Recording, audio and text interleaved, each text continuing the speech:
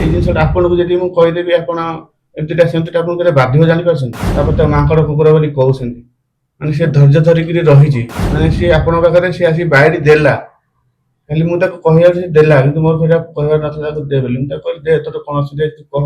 ସେ ଏକୁଟିଆ ବସିଥିଲା ଆଜ୍ଞା, ସେ 5 ଲୋକରେ ବସିବାକୁ ତାକୁ ଭଲ ଲାଗୁନି ଆଉ ସେଦିନଠାରୁ ସେ ସବୁବେଳେ ଏକା ଏକା ରହୁଛି। କୁକୁର ବୋଲି ଯୋଉ କହିଲେ ମତେ ଭାରି ବାଧୁଛି ଆଜ୍ଞା। ମୋ ସାନ ଭାଇ ସେ ଯୋଉ ଏଇ ଜିନିଷଟା ଆପଣଙ୍କୁ ଯଦି ମୁଁ କହିଦେବି ଆପଣ ଏମିତିଟା ସେମିତିଟା ଆପଣଙ୍କୁ କେତେ ବାଧିବ ଜାଣିପାରୁଛନ୍ତି।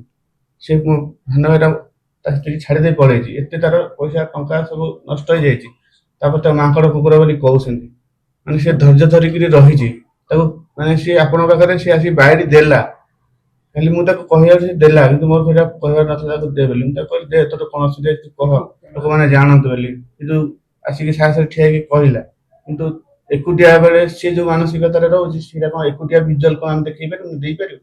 ସେ ଆପଣ ଆସିଲା ବେଳେ ଦେଖିଦେବେ, ମତେ କହିଲେ ନାଇଁ ଯୋଉ ପିଲାଟା ଆମେ ଦେଖିଲୁ ସେ ବସିଛି ସେଠି, ସେ ଏକୁଟିଆ ବସିଥିଲା ଆଜ୍ଞା। ସେ 5 ଲୋକରେ ବସିବାକୁ ତାକୁ ଭଲ ଲାଗୁନି ଆଉ ସେଦିନଠାରୁ ସେ ସବୁବେଳେ ଏକା ଏକା ରହୁଛି।